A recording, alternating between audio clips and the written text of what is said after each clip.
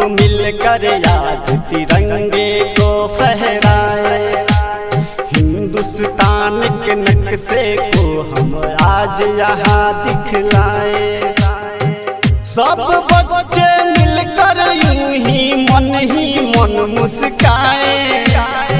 सब बच्चे मिलकर यूं ही मन मुस्काए।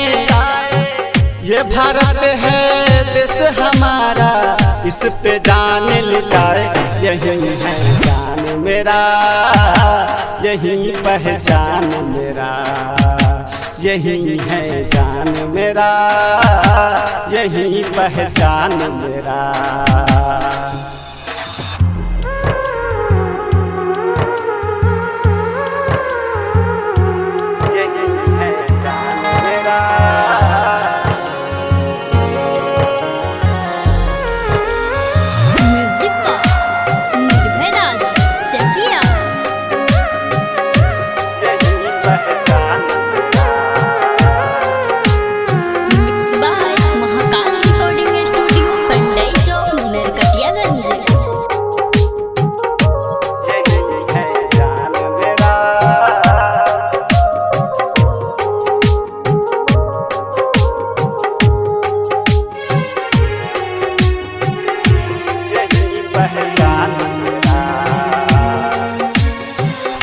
वतन पर जान गंवाए उनकी है ये कहानी। गांधी नेहरू जी ने इस पे दे दी है कुर्बानी।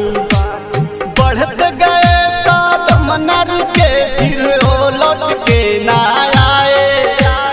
बढ़त गए कदम नर के फिर वो लौट के ना आए। देश हमारा सबसे प्यारा बस यही बतलाए। यही है जान मेरा, यही पहचान मेरा। यही है जान मेरा, यही पहचान मेरा।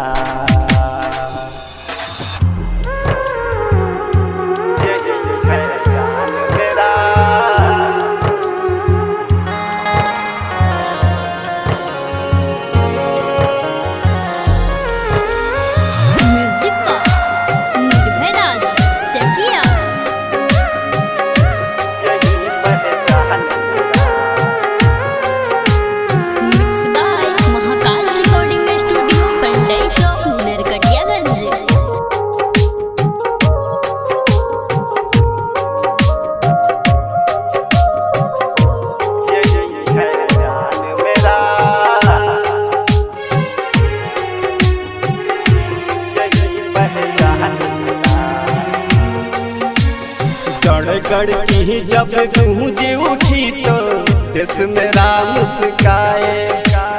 दुश्मन को भी दोस्त बनाकर अपने गले लगाए। हम दुआ करते हैं यारा देश पर मर मिट जाए। हम दुआ करते हैं यारा देश पर मर मिट जाए। जाबिर छबीला और मुसाफिर बस यही गीत गाए। यही है जान मेरा, यही पहचान मेरा। यही है जान मेरा, यही पहचान मेरा। आओ हम सब मिलकर आज तिरंगे को फहराए। हिंदुस्तान के नक्शे को हम आज यहाँ दिखलाए।